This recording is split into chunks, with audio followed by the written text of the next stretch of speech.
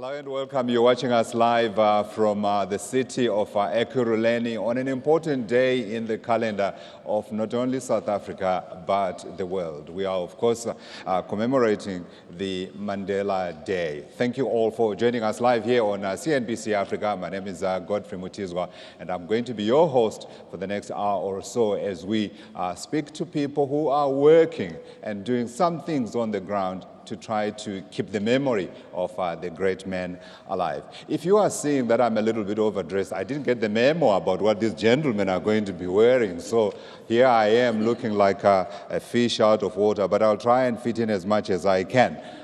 I also wanted to say that today, of course, is one of those days where all of us are allowed to trot out our Mandela quotes. I have mine. If you don't have one, please look for yours. Let me tell you the ones that I pulled out. So, he says, there can be no greater gift than that of giving one's time and energy to help others without expecting anything in return. And I think it's something that we can all recognize in the fields of work that we do and all the work that we do in our spheres. There's another one. Education is the most powerful weapon which you can use to change the world. And I added a third. I'm going to bore you with these ones. The truth is that we are not yet free. We have merely achieved the freedom to be free, the right not to be oppressed.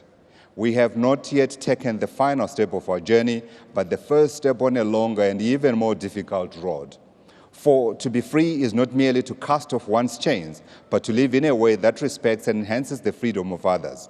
The true test of our devotion to freedom is just beginning. And I think that quotation is most important because these days when you listen to young people, you hear often things like, he sold us out, they didn't do enough, they could have done this, etc., etc., etc. And yet when you ask the question, what about you? What have you done in your own space? Well, here's the challenge today. Anyway, enough speaking from me. Thank you again for your time. Let me introduce my panelists here who are going to help me explain, I think, some very important themes. And I wanted to share those themes with you before we begin. I want them to address the following things. I want them to talk about shelter. I want them to talk about children's welfare. I want them to talk about education. I also want them to talk about active citizenship. Gentlemen, thank you for your time. Thank you. Let me introduce them. On my immediate left, you are looking at the Executive Mayor of Ekurhuleni, Mzwandile Masina. Your Worship, thank you for your time today. Thank you very much. We have next to him the MEC for local government and COGTA here and human settlements, right? Yeah, here in Gauteng, Mr. Lebogang Maile. Thank you, MEC, for your time. And next to him is the CEO of,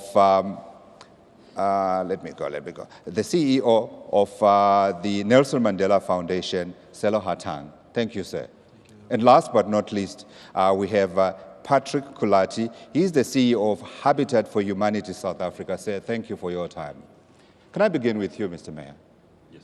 When we talk about Mandela, and I want you to connect to the quotations that I gave, when you connect that day to the work that you are doing today, share with us how you remember the great man. Well, Dr. Nelson Mandela was a great state president, but more importantly for me, I remember him as a freedom fighter who stood firm and made sure that he brings about the freedom we enjoy today as a people of this country. So as men and women of service, we're always inspired by his conviction to continuously, selflessly serve the people of this country. And all the work that we do here in the city of Ekurhuleni, we attempt to leave the legacy in honor of Nelson Mandela and the people of his generation who have ensured that we achieve freedom that we enjoy today. Absolutely. MEC, your opening thoughts in terms of connecting the dots, the themes that I spoke about, the big day and the vision of the great man. Thank you very much. I think in addition to what the mayor is saying, as a member of the ANC, I also remember him as a revolutionary, as a humble servant of our people who was committed to improving the lives of our people. and making sure that we achieve our historic mission, which is the creation of a non-racial, non-sexist, democratic and prosperous society. And he has pursued these objectives till the end. We are inspired by his commitment, his integrity, honesty, and determination towards the liberation of our people. And that's one of the things that keeps us going. And that's why we will forever remain indebted to him and to many others of his generation, like Oliver Tambo, Walter Sisulu, Mam Adelaide Tambo, Mam Sisulu, Mam Winnie Madikizela Mandela, and many others. They are an inspiration to us, and we will continue to work towards achieving the better life for all our people and making sure that we ultimately change the status quo and bring about prosperity. Absolutely. Sello, thank you for making us a part, of course, of this important day, the Mandela Day. So I'm giving you the opportunity here, essentially, to tell us what's happening on this day, but at the same time, to also talk to the issues that I raised earlier. Yeah, well, I remember Madiba as a dreamer. I remember Madiba a lover, one who could charm Mrs. Machel with a note, could charm Mamweni with a note, which we have in the archive. I remember Madiba who encouraged us to actually dream. He said that if there's anything that we should do every morning is to ask ourselves, what am I doing to help build a country of my dreams? So those themes that you mentioned, the 5 themes that you mentioned, mean that we should dream of a country where a child shouldn't die in a pit latrine. We should dream of a country where housing does not matter where you are born, who your parents are, and you should have proper housing. That your education system should then make people thrive, particularly the young, in terms of early childhood development, that we break the back of intergenerational poverty through the work that we do there. And I think with these themes, each one of us can then participate to be active citizens, as you said, who can then hold governments accountable, hold corporates accountable, but hold each other accountable also for the country we dream of. Absolutely. But Madiba, of course, was no longer just the son who was born in Kuno. He was a man of the world as well. So it's not just here in Ekurhuleni, here in Gauteng, here in South Africa that we're talking about him. They are also talking about him internationally today. What's going on? Yeah, like today, the United Nations will be hosting a special session this afternoon, and this afternoon our time, and then they will also immediately thereafter go with the UN Secretary General. They will go into a community in New York to work in a soup kitchen, and to remind us that today about 145 countries will be doing something. On the African continent, there will be a lot of activity also for those who feel discarded, who Professor Njabulo Ndebele, our chairman, said that they feel left out. And Mandela Day is a reminder that we should bring them back into the fore.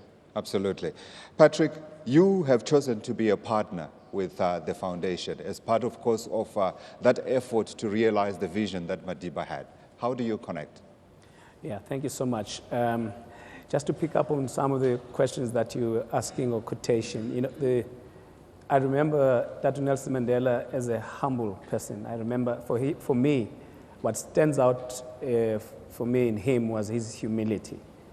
Even when people would acknowledge his stature, his greatness, but he would always point back to the fact that it was not me alone. There were other people. And I think I seem to remember reading either from his book, Long Walk to Freedom, or another place where he gave me a clear impression that when his father died, when he was still young, other people rallied around him to help him to where he is. So it was emphasizing for me the need for a communal spirit. I think that's where the embers of his, the bare bones of his stature started to be in a family setup where other people stepped in to make sure that he becomes who he was. But throughout his life, he worked with other people. to make sure that we're where we are. So the way that we connect with this initiative, we really appreciate, is that Habitat for Humanity's vision is that everyone should have an access to decent shelter. That's our vision. And we bring people together to build homes, communities, and hope. Mm-hmm. And so the connection there is that shelter or human settlement or housing was one of the key issues that he championed, and the Nelson Mandela Foundation is championing. Mm-hmm.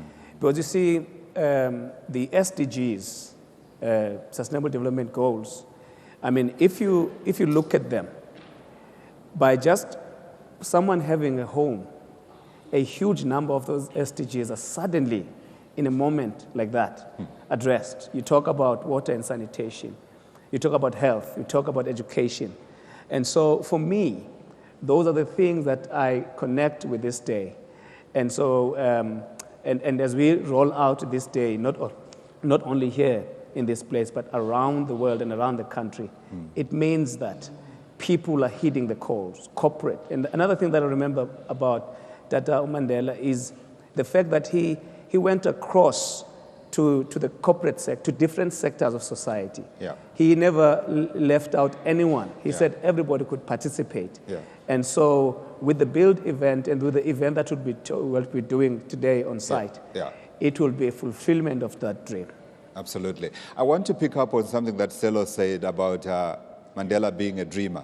I remember, when was it? Was it 2 weeks ago or was it a month ago when the president stood up and spoke about his dream, and there was a lot of politicking around the use of that word dream. And yet without dreams, you cannot begin to vision the future. So Mayor, I want you to talk about your dream. And I also want the MAC to speak about his dream. I know part of his dream is to ensure that there's no homeless in Johannesburg and in Gauteng. But let me begin with the mayor here. Where do you want to see Ekurhuleni go as part of the fulfillment of this dreamer who enabled us to have an opportunity to be able to actually realize some of those dreams? Well, as the city of Ekurhuleni, we are now almost towards the end of our term of office. So we dreamt in 2016. We are now implementing that dream. So you can't dream beyond 2020? We are currently building about 100,000 houses as we speak in the city of Ekurhuleni. Oh, you're still dreaming. That's fine. We are building about 59,000 service stands for people who can afford to build homes for themselves. We are also currently electrifying the informal settlement. We have over 600,000 people in the city who resides in about 119 informal settlements. We are currently electrifying those informal settlements so that we can ensure that there is decent electricity and livelihood for those families. We have had a huge discussion, especially in the media, with regard to issues of sanitation. And the point that we're making then is that seated here, we probably have an average of 3 to 5 toilets in our own houses. Now, when we want to provide 1 toilet for 5 families, it becomes a scandal because we were giving dignity to our people. And we refuse as a city to hold back, because our dream was a pro-poor government that will ensure that we put at the center of the things we do the plight of our people. So these are the things that we're continuously working on. We dream of a university here in the area of Ekurhuleni, and we've been pursuing this dream since we started in 2016. We have now completed the feasibility study and the business plan. We have written to the minister, who must, through the Act of Parliament, now make a final determination whether or not this community will have can have its own university. And we have been continuously making sure that we make education fashionable. We are the only city in South Africa that has put aside about 100 million rand to educate a poor child from this particular area. So these are the initiatives which form a dream that we pulled together as the African National Congress here in Ekurhuleni. And we continue doing these things because we believe that we must ensure that there is always security of supply of water, there is a security of supply of energy. We will be building our own power stations. All these activities, for me, they form our manifesto, which was a dream of the African National Congress within the city. Sounds like this is now a political manifesto launch, and we're talking about 2021. It is okay to dream, even by politicians. We'll accept it, we take it. MEC? Yeah, well, we occupy these offices not in our personal capacities, on behalf of the people, and we are deployed by our respective political parties, and that's why we must articulate the aspirations contained in the manifestos that we have presented, which is a dream, and the policies and all that. So we will not seek personal glory because these are not our personal positions. So we obviously want to see a Gauteng that is a home to all. As you know, it's a cosmopolitan province, and you've got people from different parts of the world who are here. The whole country has descended here, and therefore that places a huge burden on the economy of the province. So one of our dreams is to ensure that the economy grows at a faster pace, and it does not just grow for its own sake, but as it grows, we also transform it so that we can have the overwhelming majority of our people integrated and participating in that economy. Is it the fastest growing at the moment? No, it's not. Who are you behind? What I know is that we contribute about 35% the total GDP of the. You're the biggest, definitely. In the continent, we should be. If Gauteng was a country, we would have been number 6 or 7, somewhere there. Or thereabouts. So if we were a country, fortunately we are not. We are part of South Africa, and we are happy to be part of South Africa. And we are happy to be part of South Africa. Sure. So we want the economy that is smart, that can compete with the rest of the world, and that can create jobs, that can help us re-industrialize, help us to manufacture, and all those important aspects that the President has eloquently articulated in the State of the Nation address. But we also want a Gauteng that has got an education system that will cater for all. As you know, in Gauteng every year there's about 230,000 people that who come to Gauteng. And as they come every year, yes. As they come to Gauteng, they expect to get access to education, access to health institutions. So we as you'll see, we invest a lot of money. Our two most expensive items in our budget is health and education, for obvious reasons.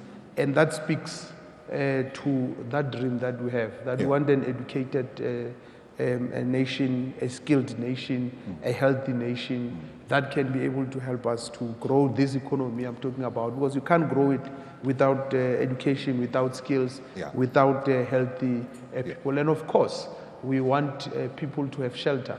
And we will say a bit more about that Absolutely, later indeed. on. I actually wanted us to move on to the shelter question before I come to you, Sello, because you have another important role that I want you to play in our discussion today. Let's talk the shelter bit. I think the MEC at the press conference spoke about the fact that in 1994 there was a housing backlog of 3 million units. Now, I think MEC, you said we are now sitting at a backlog of 2 million, even after you had built 3 million. Half of that is in Gauteng. Half of that it is in Gauteng. And I think part of the reason we know is because of the magnet, the economic magnet that Gauteng continues to be. Let's talk about that effort to try to tackle the housing crisis. You need partnerships. You need the private sector. How willing has it been, how easy has it been, or how difficult has it been for you to try to find partners that work with you towards realizing that goal? Well, the problem is it's much deeper because of the spatial planning of apartheid. Sometimes even when a project like Palm Ridge has been set up, those people that are going to be staying there have to go and find work far away from their employment. And so there's a need for inclusive housing delivery, which is closer to where people can work. It means, therefore, we started talking about engaging some of the developers to say, if you're going to develop this high-rise, expensive, apartment block, why don't you also include within your plan, provision of low-cost kind of shelter around there for people that are going to be working there, people that are going to be working there as builders, domestic workers, and that kind of stuff. So there has to be that conversation because the key issue is that, as the MEC had said, the government has done as much as possible, is doing as much as possible.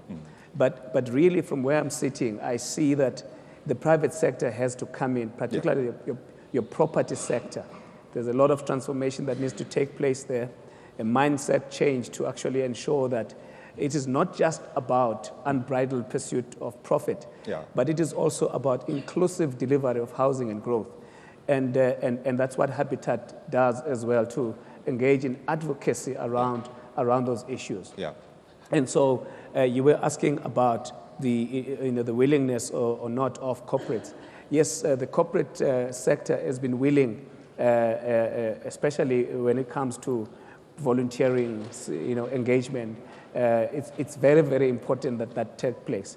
But beyond that, there has to be a much more sustained long-term development and engagement. And we're seeing that a lot of the corporate companies do come back after a build event. They go back to a house. For example, in Loli, they went back to build a play area and all of that. I want you to talk about something else that many of us take for granted. Of course, we know that housing is important. We know that a home is important. But there's something else beyond the home that you were talking about earlier, about your experiences working with communities, that is important in understanding why it's vital that we are able to provide housing for everyone who can, who needs it. You see, Habitat, one of our key goals is that of stability, strength, and self-reliance. You see, we need people to be self-reliant and not dependent so much on the state perpetually. But we understand that looking at our history, there needs to be support by the government through policy instruments like subsidies and so on. But what we're trying to do is to engage the communities. Once now you have that home, what is it that you can do for yourself, for your family, to take it as an economic asset, an intergenerational wealth creation mechanism, but also a place where the family can come together, protected from crime and all those kinds of things. So shelter, it goes further and far beyond the bricks and mortar. It's about that person who's staying there in Loli, who's saying, now I have a place that I can now start my business with. I can now sew and sell and can bring other ladies around for us to have this business. You also have another person elsewhere who is decided to bake amagwenya and scones to sell. All of a sudden, that entrepreneurship spirit comes out. And for me, that's what I'd like us to take forward. Yeah, absolutely. I want the politicians, of course, if you want to chip in on this discussion, please feel free to come in and add to the conversation before I move on to the next leg of our conversation. MEC? I think he's raising a very important aspect, because in most cases, people see government as an entity that must just deliver on hard issues, jobs, houses, and all that. But if you look at the other issues related to social development of our society, and I spoke about the issue of skills and education as well. So the cohesion, I think issues of moral fiber as well. So building a complete community that is able to help advance our objectives as a nation, so that shelter should not be looked in isolation. Because in the process of building those houses or the shelter, there's a lot of economic input in it. And that's why I started by saying, in the dream, with the economy. So we don't just look at the actual shelter or whatever. We must also be interested in what goes around, the activities that are taking place, and who produces the bricks, who supplies them, who gives us the cement, who gives us the soil, who gives us the windows and the doors there, so that we are able to create opportunities for our people. Absolutely. Sello, I want to come to you and talk about a phenomenon that is truly South African, and I think all of us in our different spaces, we have spoken about this.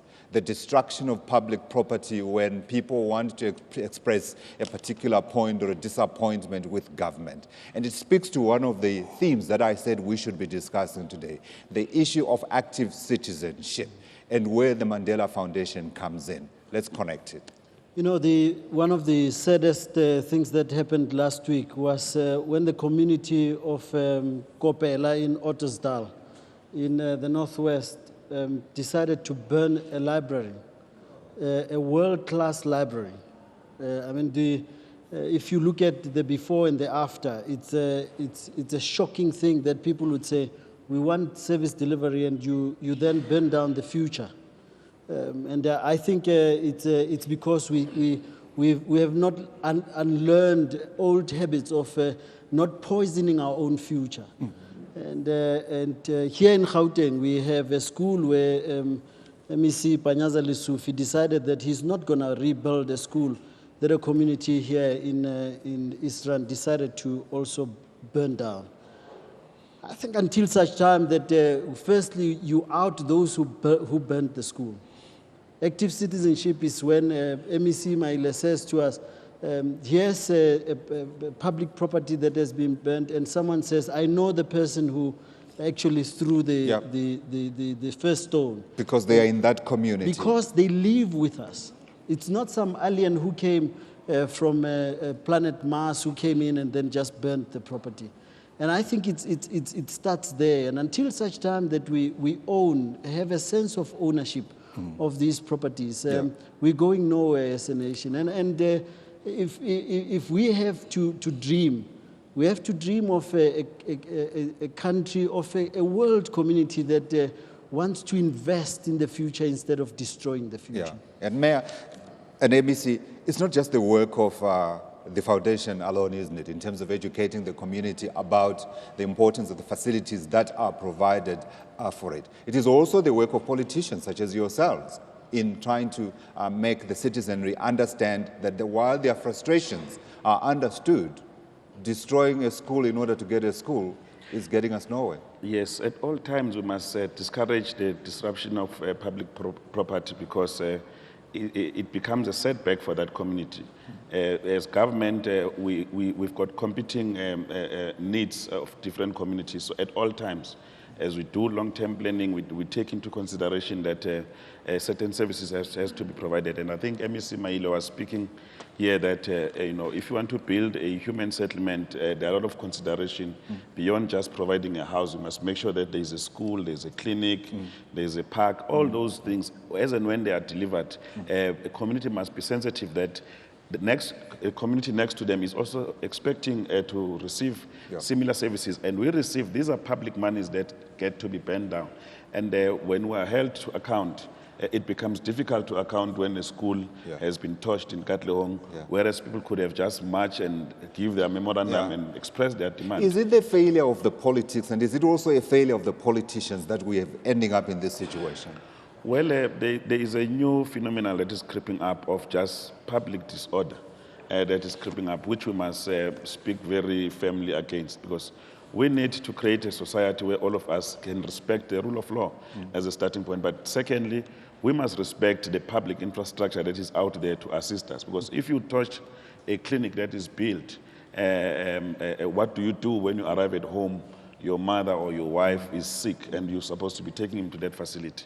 But also beyond that, we really have to make sure that we build a culture of tolerance amongst our communities. There's many ways in which people can protest without burning public infrastructure, because it becomes a setback for the community, because now if you have to spend an additional 80 million to build a school that has been there, when are you going to put a road, put electricity? Because we come from a past that has actually had limited public resources, especially for townships. So it's important, therefore, that we preserve whatever public facility that gets to be built by government, and we must protect such facilities. Absolutely. MEC, you want to add to that? Well, I couldn't agree more, because But I want you to answer my question as well about it being a double failure, the politics plus the education part that should be played by the politicians. Yeah, maybe I'll come to that just now. But I think there's another element to this, what the mayor calls disorder. Is it disorder, disobedience? I don't know. The illegal occupation of houses, of government land, which delays us in fast-tracking the provision of housing and the provision of land to our people. So for us, it's concerning. And then coming to your question, I think educating society is very important. There is no doubt, and it can be replaced. But it's also important to look at it broadly as part of civic education. Yes. And whether our citizens understand their rights Yes. and their responsibilities, and whether they are exercising both their rights and responsibilities. Look, politicians are public representatives. They shouldn't be allergic to criticism. And I don't think they must always be on the defensive, defending themselves and all that. So if someone says this is part of a failure on the part of politicians, what is important, I'm not going to have a problem with that. What is important is to say what exactly. Sure. So, because politicians are not perfect human beings. Yeah. And I think what is important for public representatives and politicians is to always learn from whatever mistakes, because we do commit mistakes and all that. So Sure. I'm not going to dispute that it's not or it is. I think it will be subjective of me. What I'm interested in is what exactly are we not doing? Because we would want to learn from that and become better human beings. Absolutely. Yeah. Sello, let's go. We have commemorated 10 years of Mandela Day. So let's look forward. The next 10 years. What are we looking at? Look, the next 10 years, we need to be building a global community that ensures that we can reinstill the 3 C's that we've been talking about, that we have greater care. You were asking us about how we remember Madiba. Madiba was caring. He was compassionate. That with that compassion comes solidarity, that we have solidarity with the poor, with those who need, not only for 67 minutes, not only for the 18th of July, but that we make it a lifestyle, that it's part of our DNA. But then we focus on these 5 areas that you mentioned earlier on. And as we do that, as the foundation, we want to not be the one who's actively doing the work. We want to continue to be the facilitator of processes. Where there's a blockage on the part of government, we then ensure that we speak to government, which is why this last week I went with MEC of Education in Gauteng to Europe to talk about how we can bring innovation to Gauteng, and hopefully it will then spread, including civic education, by the way, that we studied here in Gauteng, and hopefully it will then spread across the country. So it's to see one's role as one of being a facilitator of processes, and that we then bring down issues of corruption. I want to reflect on this anecdote where I went to Eswatini 2 weeks ago. I know that the rest of the continent is watching us also. So we were in Eswatini, and we picked up this young man, 10 years old. He was driving around in this wire car, driving it, and he threw it on the side of the road. So I asked him, but are you going to find it? Why don't you bring it in the car? He said, no, when I come back, I'll find it. He was walking in this cold winter morning, an hour and a half going to school. Sure. So I think if we are to dream about the next 10 years, we shouldn't take away that sense of trust that he has in people, that no one will steal from me. will steal this car from me. And that if he doesn't get tired from walking for an hour and a half to school in this cold winter morning, we shouldn't tire to dream about that country that the MC was talking about. Absolutely. Those dreams, again, coming back, and certainly they are in vogue. So the debate is going to open to the floor. Before it does, I would like to recognize the presence of the Gauteng Provincial Executive Committee member for Salga, that's Umam Tsidi Mfikwe. She's here, yes?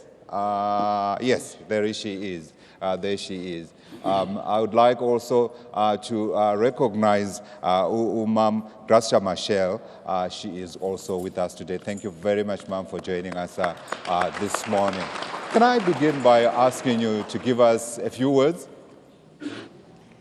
Very briefly, I would like to take on the issue of active citizenship. Many times we look at the government, we look at the private sector, we look at institutions as the ones who have to take initiative to transform our lives and to transform the lives of our communities. I think the Mandela Day is a reminder that any one of us has the power to take initiative, has the power to drive transformation. Madiba taught us something very important, even when he was a head of state, and particularly when he stepped down. That's when he went across the country trying to identify villages and where there was no school, where there was no clinic, where there was no water, and on a personal commitment to make sure that he takes those services in collaboration with private sector, of course, but to care about people and use your power perhaps to bring the partnerships which can do something concrete. I think it's important for us to take that responsibility individually, not only to rely on institutions. This is number one. Number two, I wanted to encourage us not to look at the Mandela Day as an event, which we are going to be part of every year. But perhaps some of us could begin thinking of between 2019 and 2020. What is it which I pledge personally to do, and I will keep doing for the whole year, which goes beyond my daily activities, where I work or where I'm employed, or even if I am an entrepreneur, just to decide what is the difference I can make to other people along the year, so that it will become, as Sello was saying, a way of being, a way of living, and it's not an event. I wasn't prepared to speak, but I was caught on spot and I had to say something. Thank you so much. And we are proud of Ekurhuleni, of the lots of initiatives which are going on here in this city. And we encourage you to continue to make sure that the dream is exactly not only the numbers, but to say every citizen living in this place have a dignified life. That is the biggest dream. And perhaps we can have in you an example of what is going to be the next 10 years. Thank you. Thank you. Thank you. Thank you. Thank you. Thank you. Thank you. What did Madiba say? It is within our hands. So we all need to make a difference. All right. So the roving microphones are moving around the room. If you want to speak, all right. It's already been taken. Ma'am, thank you. Thank you very much. Good morning. Is it still morning? We've been here from 5:30. It looks like it's the whole day that we've been here. My name is Councillor Matsiliso Mfikwe. I represent SALGA. I'm the PEC member for the organization, but I'm also a councillor in the city of Joburg.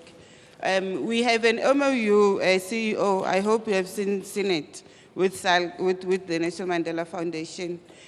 Part of it is to make sure that our member municipalities embody the values that Tata lived for and strived to see happening in the country. I think what is important from what the Executive Mayor and the MEC are saying in terms, and Mama just spoke about it as well, in terms of creating an active citizen out of the residents of the townships and the cities that we are in, is to entrench that in the MOU so that we are able to inculcate civic pride in our communities in terms of them protecting their infrastructure, as well as ensuring that they become a guided citizens for them to be able to continue getting the services that they are getting. We're seeing the coming 10 years, we're celebrating 10 years now, we're seeing the coming 10 years as a partnership that should develop between all the stakeholders that are here in the front there, including with SALGA, to ensure that these ideals that Tata lived for are indeed realized in our communities. Because I don't think we should really not speak out MEC and speak out loud enough against this civil or civic disobedience that is happening. And I think the country should stand up and say, not in our name, you know, because if people are banning schools, if people are banning libraries, they are taking away particularly a right of a black child to be made into a better person, a right of a black child into being a person that will be able to get information and be better, a better competitor with his or her peers. So we need to stand up collectively and say we cannot continue allowing that to happen. Yes, people have a right to services, but in those services, they must respect the right of a child or of a community to continue using whatever facilities that are there. So part of what we're going to take up with the foundation, ma'am, is to ensure that we use the foundation and the resources that we have into ensuring that communities are trained on what is it and how to become an activist in the areas that they're living in and protecting the infrastructure that they're having. SALGA is an advocacy organization that advocates for municipalities, which are their members. So we advocate a number of things. Partnering with the foundation is one of the advocacy work that we're doing, including working with the MEC and provincial government and national government in ensuring that local government programs and things that we think need to be spearheaded and fast-tracked nationally are done through the association. So we represent municipalities. We are an association that has councillors as members, as well as the officials of those municipalities as well. But we are partners in ensuring that all of us create a better life for our communities. Thank you. Absolutely. Thank you very much, ma'am.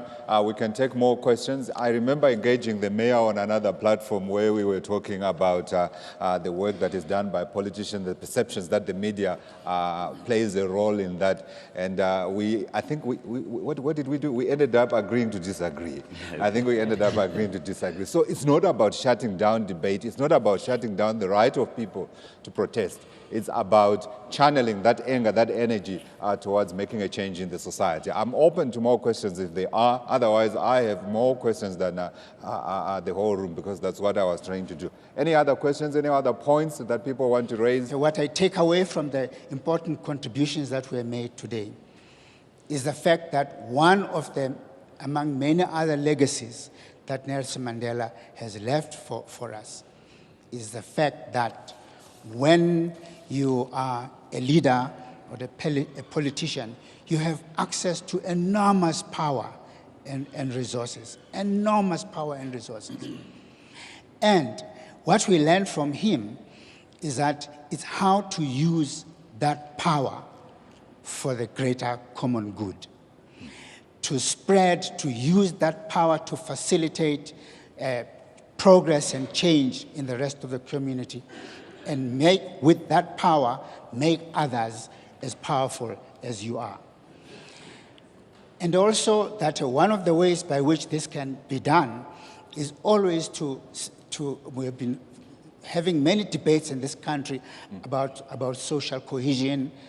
So, social cohesion is absolutely vital. That is how you bring it about. I've noticed that we do talk a lot about building houses. Building houses is very important. When you have a house, you do not necessarily automatically have a home. For a house to become a home, you have to have a family that lives together, a mother and a father and children, and who make up the home. So when the children are growing up, they're growing up with the sense that we are loved in this home. Our parents are taking care of us. They are planning the future for us. By the same token, when you have many, many houses, make sure that you don't just have only houses. You also have a responsibility to build a community, because the houses on their own don't make a community. It's how people who live in those houses, who live in all those homes, all together build a community.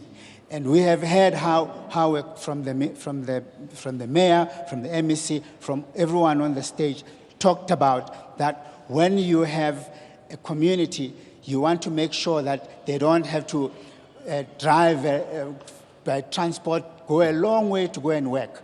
That was a system of apartheid in the past. We cannot continue to travel 30, 50 kilometers a day to go to work. The services have to be as close as possible to where the people live. So, and that speaks to the importance of building a community that has got all these things happening. So today, I think whenever we meet on this day, we reinforce the commitment to become a community, as in our neighborhoods as well as in the whole country. My name is Opa Salimani. I represent an organization called the Jazz Foundation of South Africa. I just want to follow up on what... It's a comment.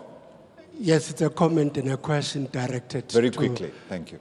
To the city of Ekurhuleni as well. He mentioned something about the youth using now Nyaope and being neglected. We know that Nelson Mandela was a sportsman himself. A boxer.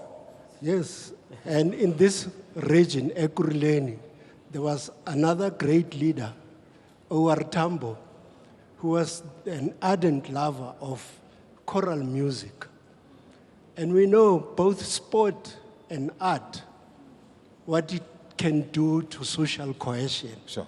We know what happened here in 1996 when Rugby World Cup happened here. Also in 2010, when we hosted the FIFA World Cup, the nation was united. There's so much silence and quiet about both sport and art in this region. Okay. What is the city doing about it? Thank you very much. My name is Theo, and I represent an organization that is called Radiant Arts Media. I wanted to plead with the government and also the organizations like Nelson Mandela that let's not do this once, but let's continue doing it. I'm also talking on behalf of a community that I went to and that I represent today. The community is just in Albertine. So that community is still living in, they don't have electricity, they don't have water, they don't have nothing. So it's a very distressing situation. And when they told me, they said that the government only comes to them when it's voting times. So I'm pleading to the human settlement and the city of Ekurhuleni to go and visit that community, because they don't have schools, they don't have electricity, they don't have water, and they are here in Ekurhuleni. I've heard Ubabu Njabulo saying that we used to live in days of apartheid where children didn't have access to schools and, transportation and all that. We still have such areas in Ekurhuleni or in South Africa. I'm pleading to those who have the power, as Ubam Ndebele has said, who have the power to please visit those areas, because they are belonging to a certain councillor who is responsible for that. We are pleading that they should go and visit such families and help them. Okay. All right, great. Thanks very much indeed. It looks like they are all coming to you. But what area is that, ma'am? It's just in... What is it called? I don't know the place. It's in Albertson Road, just after Duduza. So it's called Sparvater Farm. Okay. Yeah. Okay, Mr. Mayor? Well, as far as I know, we've traveled the length and breadth of Ekurhuleni. People have water, they have sanitation. There are instances, as I said, that in the informal settlement, of the 119 informal settlement, about 35 have already been electrified and we are continuing. So the Sparvater is a farm, as far as I know. So if there are people who are residing in the farm, there is no electricity, it will be an isolated incident, but it would not be like a community, that is without those. But we are doing quite a number of programs. We'll be giving away some of the farms, and we just need to make sure that we check the conditions of the people who are living in those farms, whether or not they've got those social amenities in terms of ensuring that they enjoy like the rest of the citizens of Ekurhuleni. Sure. And the issue that was raised by the gentleman? Well, we were building world-class swimming pools, state-of-the-art parks, recreational facilities in the area. We are beginning to identify some of the sporting codes like soccer, like netball, where we having quite a number of young people being active in those areas. And I'm saying that we are making a contribution. It might not be sufficient when we are supporting all the community games across Ekurhuleni. We make sure that we give them necessary support, both financial and non-financial, just to make sure that our people also enjoy sports and recreation in our communities. Mayor, do you have a platform where people can raise these things so that, it's not just so much, as someone said, waiting for the elections to come before they come to you?